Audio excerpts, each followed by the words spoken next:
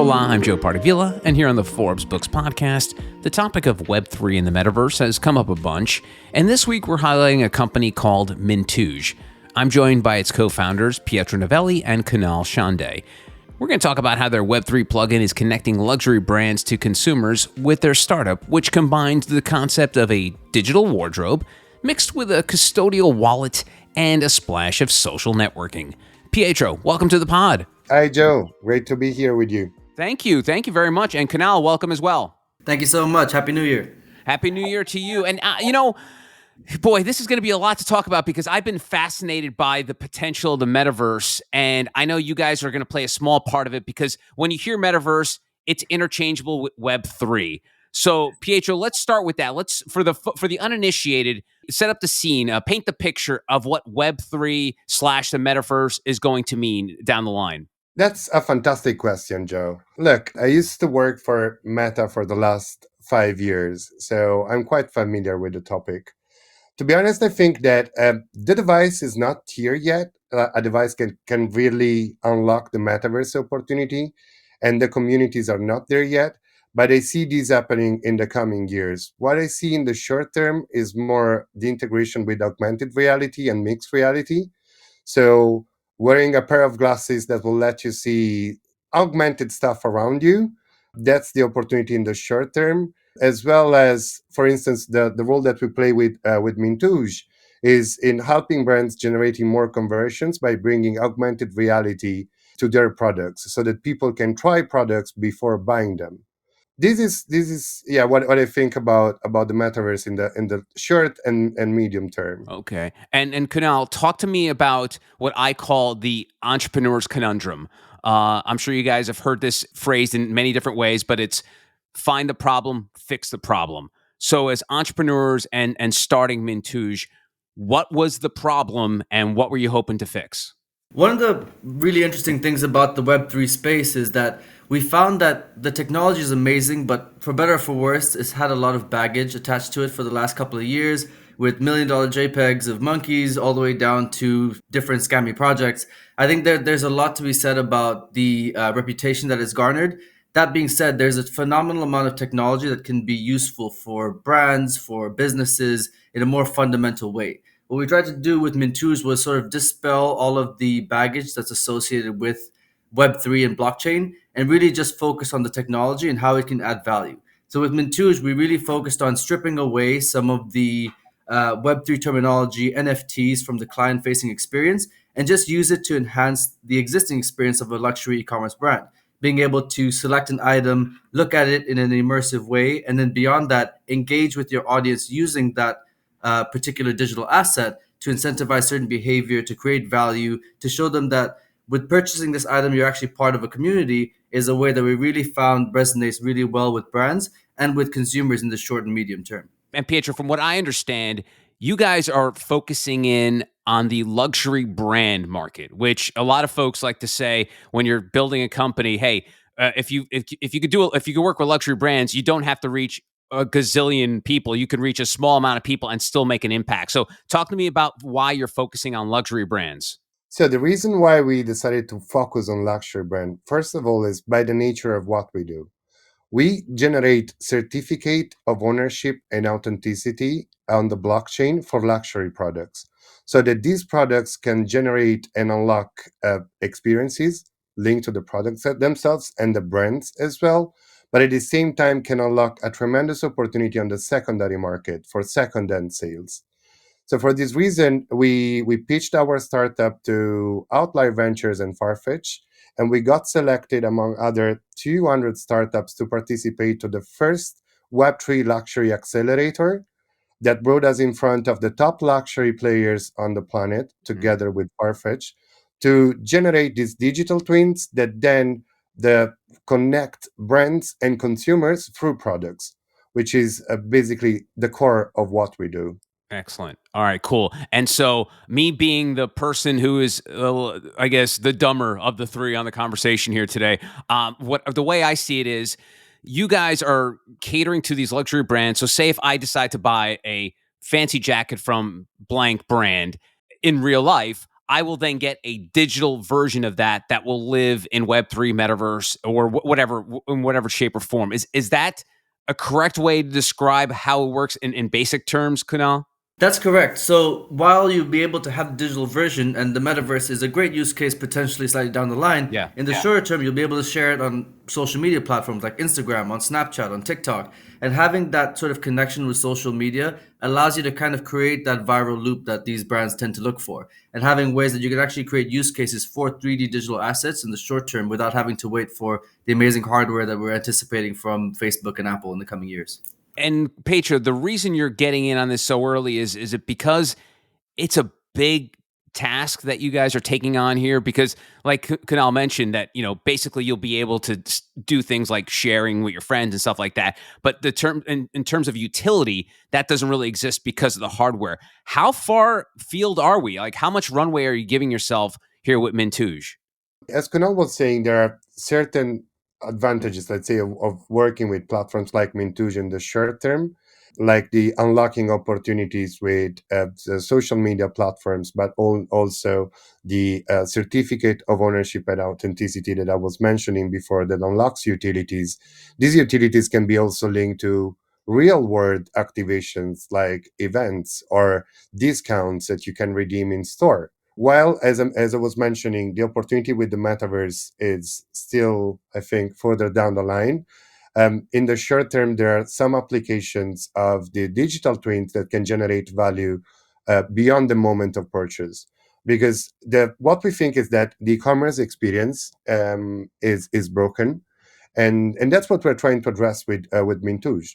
And the main problem that we're trying to address is that product registration for luxury product is still stuck at 6%. Hmm. The reason is because most of the times people that just don't want to share their personal information with brands. So, thanks to tokens and digital twins, brands can communicate with their clients without the need of sharing personal information in a completely anonymized way. This can unlock a massive opportunity for brands, of course, to communicate with their clients, but at the same time for consumers to receive a customized treatment, let's say, as a luxury client. Because if I invest and buy a Gucci bag, I want to get something more than just a bag from Gucci. But how can I unlock this opportunity? That's when digital twins come in. Hmm. And you guys are really focused on something that you don't hear a lot about. You hear a lot of companies doing as sort of part of the forefront. It's something they just kind of do as business, and that's that post-sale communication. We all been there when you buy something. A week later, you get an email and says, "What did you think? You want to give a review?" So, Kunal, how does this help in that post-sale world? Unlocking these opportunities, like why do you see that as a benefit? Pietro painted the picture of like, hey, you'll be able to connect with your clients and your purchasers and have that ability. But how does this post sale communication? What will that do to unlock companies' potential down the line? Right, and that's a crucial part of the experience that is really lacking at the moment. So, as you pointed out, you get an email saying, "How was your experience with this purchase?" Nobody wants to reply to that. Nobody really has the time to. And for that reason, you want to create an environment within which people actually want to be in. Why was going back to the example of those $1 million JPEGs with the Bored Apes? Why was it that it reached that level? It was because there was a community of interesting people that were engaging with one another that people wanted to be a part of. That exclusive community aspect is something that's really been lacking from a luxury point of view. And for that reason, having the tokens that Pietro mentioned to facilitate a more accurate, sophisticated way of bringing these people together and creating value is where we really focus on. So specifically from an experiential point of view, you would purchase these items and you would be able to opt into certain, let's say, private channels or private experiences that you and your community that you engage with, people that invest in similar brands would be able to unlock. So, for example, if you invest in 3 luxury brands, Louis Vuitton, Dior, and Off-White, you get access to a particular community of individuals. And perhaps there'll be an event that if you have these particular assets, you'll be able to unlock your engagement within this particular event in, let's say, Paris or London or Milan. And that's a way to incentivize certain behavior. We have a project right now we're doing a proof of concept with where they want to actually incentivize behavior for users to go back into stores. So potentially you'll purchase an asset, you'll get sort of a redeemable token. You take that in store and they'll give you a charm that will then be unique to your particular digital asset. And it's a way to really give that personal feel while incentivizing certain behaviors that the user will be able to volunteer and opt into. And Kunal, I don't mean to put words in your mouth, but every time you talk about NFTs, I feel like there's a bit of cynicism in your voice. Forgive me if I'm being misleading here, but you don't sound like you're that bullish on NFTs. To be honest, it's not so much about being bullish on NFTs. I think the use cases we've seen is, as many people do, when you see a pile of money in the middle of a field, people are going to run towards it. But the actual use case is far beyond what we've seen at the moment. Using it for art and using it for profile pictures is great to show that there is something there that people are willing to pay for. But taking it beyond that so that enterprises can actually use it to engage with their audiences, beyond even the community aspect, we actually have an aspect of essential inventory management. How do you more accurately track your goods across the globe? Even larger brands like Nike wouldn't actually be able to tell you where each of their products are. Using this technology, you'd actually be able to do that from every single point of purchase, and actually being able to register provenance as well as secondary market transaction prices. So you'd be able to say for a pair of Air Jordans from the 90s, if you had the tracking ability, you'd be able to see that price chart in real time. That's the kind of technology that we're able to leverage this for. That's far beyond the use cases we've seen so far. And Pietro, I know the brand is not really involved in cryptocurrency per se, but there's a bit of a bridge aspect of it. So, can you talk to me how crypto plays a role in Mintouge? That's a fantastic question, Joe. And that's something that, as Kunal was saying, we have been trying to address since the very first day, since we started Mintouge, because our goal has always been to remove all the barriers to drive adoption. For this reason, we provide brands and client consumers with a fiat to crypto payment gateway, which is basically for a consumer means that they will still be paying with their credit cards, while on the back, what we'll be doing is converting those fiat currencies into crypto to generate and mint the NFTs that can then get stored in NFT wallets. But with the advantage that the consumers don't have to own a MetaMask, they don't need to know how to create a MetaMask because we'll generate the digital wallet for them. So in this way, we really remove the barriers for adoption, and it's like the process of magic. When you buy something, you think that you're buying a product as you would normally do, just using your credit card. But after the transaction, ends and you receive an email. In the email, you'll find a link to access your digital twin for the product you have just bought. So that's how we are removing barriers for adoption, both for brands and consumers. Okay. And Kunal, talk to me about how Mintouge works for the consumer in terms of how do they access these assets. So, with folks who are familiar with crypto, you have like a Coinbase or something like that that you can keep an eye on your crypto assets. There's NFT wallets. So, when someone gets involved and purchases one of these Mintouge assets, does it live somewhere in an app online? Talk to me about how it works from the consumer side. Yeah, a crucial part of the experience is to reduce the friction, as we pointed out. So, what we do is the experience will be as follows: you go on a website, you purchase an item as you normally would, and oftentimes would be the case is you put in your email address and password and create a little profile. We actually leverage that same experience to be able to allow you to access digital assets using your email address and password, and it's all stored in a custodial MPC wallet, meaning that the brand and you have the private keys in order to unlock access to that particular digital wardrobe. That digital wardrobe will then house all of your digital assets that are linked to your physical assets. It will actually give you sort of a valuation of your wardrobe. And it's a way for you to sort of keep track of all these assets. But beyond that, we actually leverage the blockchain technology that happens on the back end to register the product information and then leverage that for insurance coverage on the wallet itself so that all of your assets are actually covered by an insurance policy up to $35 million. Wow. And Pietro, why was that important to go there and in that direction? It was important because one of the main problems, I give you an example. At the beginning of the year, we were partnering with a very nice guy who is an NFT owner, blue chip NFTs. And we were partnering to use some of his NFTs, including mutant tapes, on some merch that we were creating. At some point, some of the NFTs in his wallet, if not all of them, got stolen, got robbed. Wow. So basically, what happened is that we had to delete basically everything we're working on, while at the same time trying to help him. But it's almost impossible to get them back. That's why it's very important, since there is a connection between the physical and virtual products. We cannot make this happen.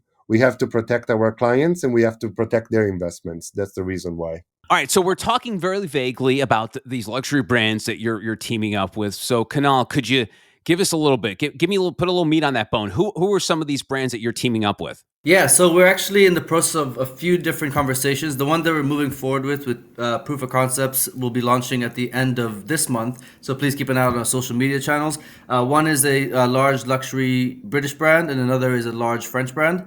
We'll be announcing those in the coming weeks. So really looking forward to those partnerships. Really interesting ways that they're looking to engage with the Web3 technology in a way that's not too intrusive onto their existing sort of brand, while still leveraging the technology to enhance the existing experience. Thank you for sharing that, Kunaal. So one of the things that I've been fascinated with, and I mentioned at the beginning, is with the metaverse, is I'm not incredibly bullish on it at the moment because I'm really concerned about the interoperability of it. And what I mean by that is, and you guys know this as well as I do, for the metaverse to work, all of these worlds and communities need to coexist together. So, for example, if you buy a skin from Fortnite, you could take that skin and play with it in Call of Duty. Right now, you can't do that. But that's essentially what we need to happen for the metaverse to work. So if you buy a Hermes bag, you should be able to go down to in the metaverse to the Louis Vuitton metaverse store without having any issues. What's your take on that? Do you guys agree that that's important, or you don't think that's important right now? It's a very cool question because here we can touch on another very, very interesting technology that will be booming in the coming years and will be changing the way we interact with technology, with internet and everything, which is generative AI. So the point here is that you're that right because of course interoperability is super important because if I buy an asset, I then want to use it across multiple games and metaverses.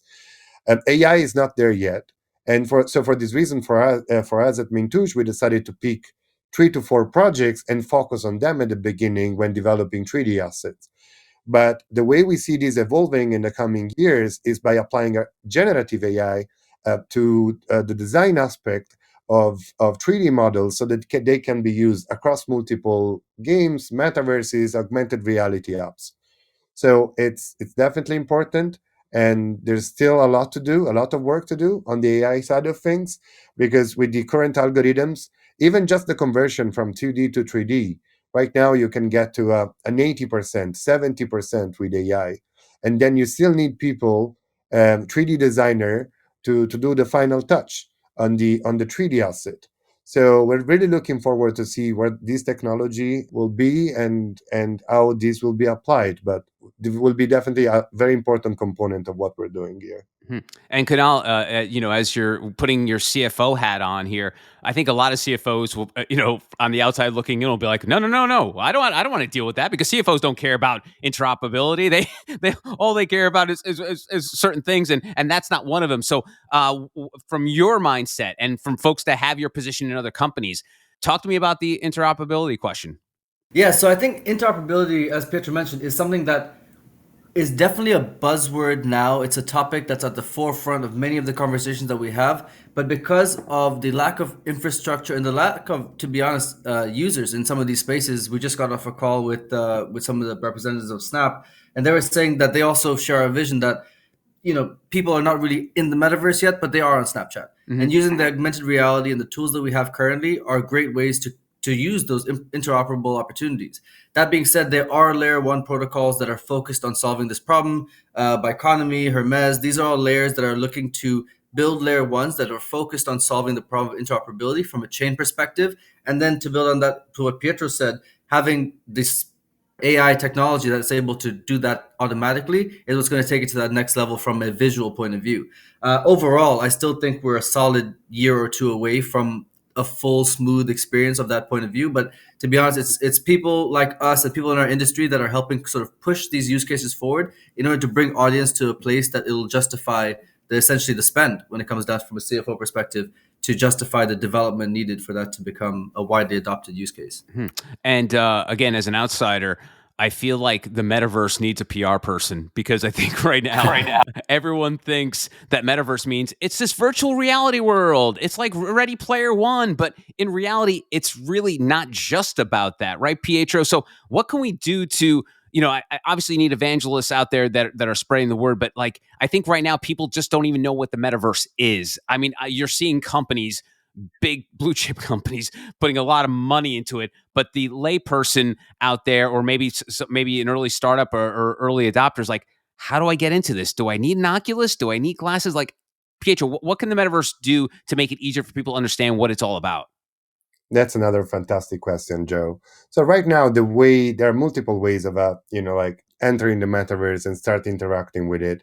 First of all, what is a metaverse? A metaverse is a virtual space where multiple people can be there together and interact with each other. So it's more than one person, right? Mhm. Otherwise, it's just a 3D environment. So the way it works right now and the way you can access the metaverse right now is through web and mobile. You can already do it with platforms like the Centraland. It's very exciting and it's cool to see how it works and how you can interact with other people. As a former Meta employee, of course, I have to mention Oculus. I own an Oculus myself and I use it. I use it mainly when I have friends at mine, just to flex, a little bit the technology and it's cool to see how they interact with these virtual worlds. But it's not only about virtual, as you were saying, with the new Meta Quest 2, Meta is introducing a new way of interacting with the world around you in augmented reality as well. And now I think we're a week out, if I don't know if that's gonna happen for real, but from the new Apple headset. And I'm very curious to see what they're gonna announce next week.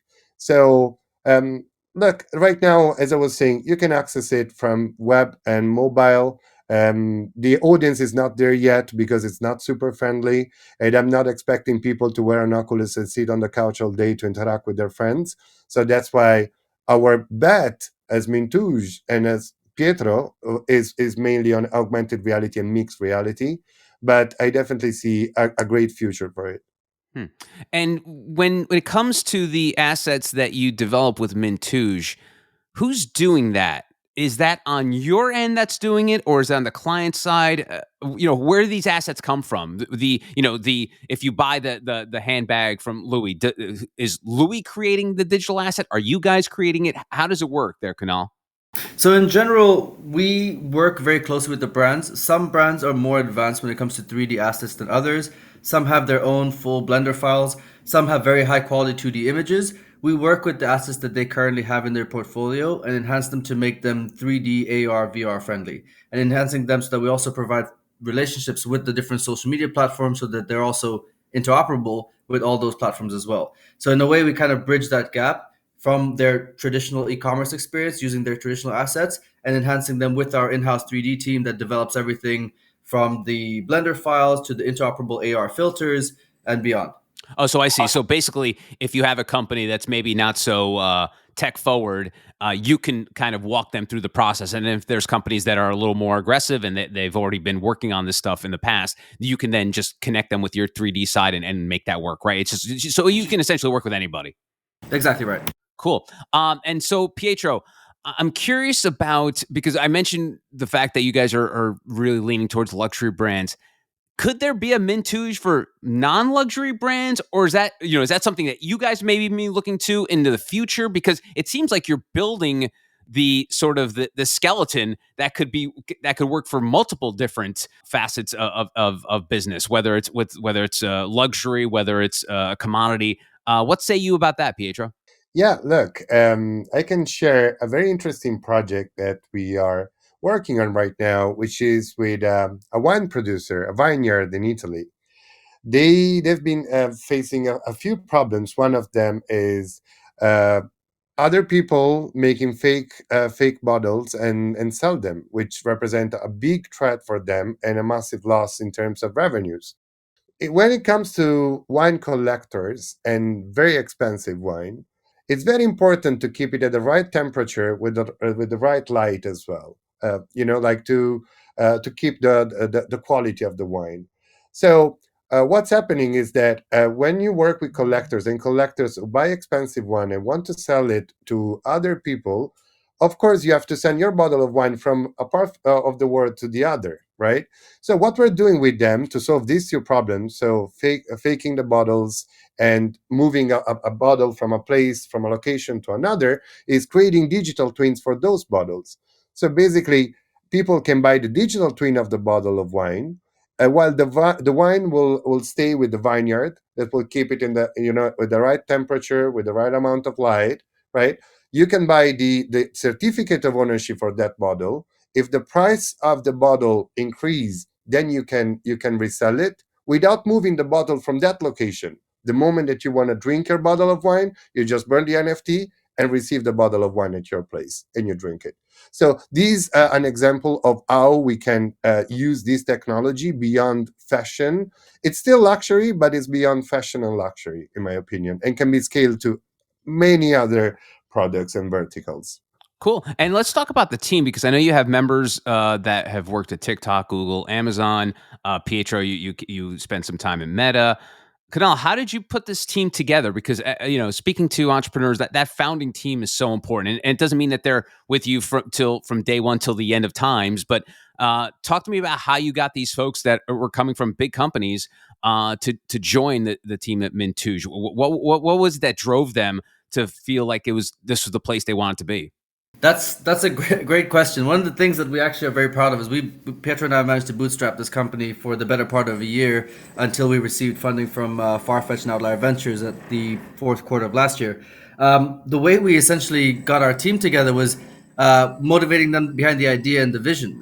We came up with a concept that really resonated with the community that we were engaged with. We identified people with the appropriate skill sets. But beyond that, we actually had some really serendipitous circumstances that resulted in the team that we have today. While I was in the process of relocating from London to New York, I ended up staying in this sort of hotel apartment, befriending some people in the building. One of the guys ended up being this really smart, soon-to-be ex-Amazon engineer. Speaking to him about our project, our ideas, and he was really motivated to do something beyond the corporate life that he's already built a fantastic career for himself very early on. Brought him on board, did a sort of trial period where he sort of helped create a lot of value, and he independently just started working with us, identifying opportunities to create value, ended up referring two other senior engineers that he was very close to, and that essentially became our tech team. And then beyond that, the people that we have relationships with, that we've sort of bounced ideas with over the last couple of years, they really love this concept. And again, looking to make a change beyond the corporate structure in a way that's a bit more impactful, but also to create change in a way that they can actually feel they can create real value on. And for that reason, we've ended up with a really rock star team we're very proud to embark on this journey with. So, Pietro, what do you tell other CEOs of companies that are founding it, from bootstrapping it, and when it comes to getting talent like this? Because it's not like you guys went on Monster and said, "Hey, we're looking for a creative director or tech lead." I mean, what kind of advice do you give to folks that are starting up a company and trying to get rock stars from the beginning? I think the most important thing is being able to communicate the vision in a clear and effective way, finding one problem to solve and focus on that without getting distracted from all the opportunities that you can have around you. So, but communicating the vision, having a clear vision, I think is the most important thing, and being able to communicate and motivate the team with the vision that you have. Like for us at Mintouge, is about disrupting the luxury industry and beyond that as well. And our guys are on board because they believe in this. They truly believe in this mission. Look, Joe, we have people on the team who are there. We like they're not even working because maybe at this point we don't need them, but they just want to hang around to see and hear what we're working on. So people connected to us just because they love what we're doing, the passion and the drive that we have in what we do. And we are all committed to succeed and to create an environment where we can really do what we love, live wherever we want on the planet, and build something that can really have an impact and change things. So I think the vision and the ability to communicate this vision effectively to the team is the most important thing if you want to bootstrap. Otherwise, just go out, raise money, and structure a team. Yeah, good luck with that, right? Uh, Exactly. so, Kunal, talk to me about being co-founders with Pietro here, because if you look back in the history of companies with co-founders, unfortunately, a lot of times it doesn't end well for various reasons. It's for various reasons down the line. But talk to me about now, like how you guys got together and why you feel like this is the company right now that you two should be co-founding. What is it about the connection between you two and Mintouge? That's one of my favorite questions because Pietro and I have been working together for the better part of about 3-4 years. It's hard to tell. COVID kind of knocked off the timing, but 2019 is when we first met, and we ended up meeting through sort of friends of friends. Started off as a social relationship, and then ended up not being able to stop talking about work and opportunities and ideas. We started some e-commerce businesses that did somewhat successfully, then went down the Web3 rabbit hole, and we've been working together pretty much ever since. One of the things about Pietro and I is that I really love about our relationship is that we don't really have an ego when it comes to building businesses and coming up with ideas. We're very much focused on executing and making sure that we have the right skill set and team and all the elements we need to be successful. Whether it requires both of us, one of us, parts of us involved. There was actually a time where Pietro was willing to step down as CEO because we identified someone else that might have been more appropriate. A time where I was going to potentially join another venture and step down as co-founder. So we've never really had an issue when it comes to the ego side of I need to own this or we need to run that. We're here to make something special. And if it makes the most sense for us to work together on this, that's what we'll do. And that's what we found with Mintouge. We have very complementary skill sets. Pietro is a genius when it comes to coming up with some of these ideas and concepts with the background he has in the social media space. And we have a funny thing where we're kind of like, I balance it out by making sure that it's a sort of an investable business once he has the fantastical idea. So we really play off each other's strengths in that way really well. Cool, Pietro. And I didn't mean to jinx you guys. I was just I was just looking back at history. But you I guess you agree with Kunaal and all that. Yeah, no, 100%. I totally agree with Kunal. We have been building a fantastic relationship over the years. And as Kunal was saying, it's not about our ego. It's about creating something that can really drive and make an impact. And to be honest, look, we had a conversation with AVC today, and he asked us about our funding strategy and where we're looking to raise money right now. Our main goal is to make sure, as I mentioned before when we were also talking about the team, that everyone on our team has the tools, the resources, the money, everything to succeed. So we are putting our knowledge, our effort, our network, all the years of working together, like for these people to build something that is really special and to create an environment where they can thrive and succeed. So, and that's how we approach business development. We have big ideas, but of course, as entrepreneurs, we know that we have to focus on one thing first, make it right, make it succeed, and then move to the next thing. That's how we approach business together. Awesome. And we're recording this interview the first week of January. So, Pietro, I want you to put your time machine hat on and let me know about 2023 and Mintouge. What's the next year looking like? What do you think will be different? What do you think will be special? What do you think is going to happen between now and the end of 2023? Look, we are a very ambitious team, very ambitious. At the point that at some point I sent a message to someone at Netflix to ask them if they wanted to record a documentary about us, because we really believe that we can build something really special here. So if it was the end of 2023 and I will look back at the year, I will see us succeeding with our seed funding, launching our MVP with a couple of clients, and then scale to reach 12 clients by the end of this year, and finalize the onboarding of some of the team members and skill set that we still need to onboard on the team, and start building and preparing for the technology in 2024. So yeah, this is what I see as our goals for the year. Right now, our main focus is about raising capital to make sure that we can build this technology and this product together with these luxury brands and all the partners that we have on board. But I would really love to see Mintouge grow beyond luxury and integrating with social media. And that's what we're trying to do also with companies like my former employer, Meta, Snapchat, TikTok, where we opened conversations with all of them because we think that there could be a tremendous opportunity for them to capitalize on these new market that will be created. Kunaal, does your crystal ball look the same? Yeah, very much so. It's going to be a really exciting and intense year for us at Mintouge. To be honest, we're really excited because the talent that we have on the team, as we've mentioned before, really believe in the mission. We think that there's a tremendous amount of opportunity to unlock. And I think we're in a massive transitionary phase, if I'm being honest. If we look at the market in general, I think business models are being really scrutinized in a different light, which I personally enjoy, having some background in VC private equity. If I'm being completely honest, when I first started, the valuations didn't make the most sense to me. And now we're starting to see a bit more rational investor thought, if you ask me. And for that reason, I think we're really going to focus a lot more on fundamental value add, both from an enterprise point of view, but also from a consumer point of view. One thing that we believe very much in is stakeholder capitalism, and we're excited to sort of really show value and awareness of all the different people in our supply chain, everything from the people on our team to the partners we work with, all the way down to the end consumers, and showing how there is a better way to do commerce in general. And we're excited to showcase that through Mintouge. Well, this has been a great chat, guys. Thank you for painting the picture and telling us the Mintouge story. They are Pietro Novelli and Kunaal Chande, co-founders of Mintouge. Gentlemen, thank you very much for the time. Pietro, thanks for stopping by. Thank you so much, Joe.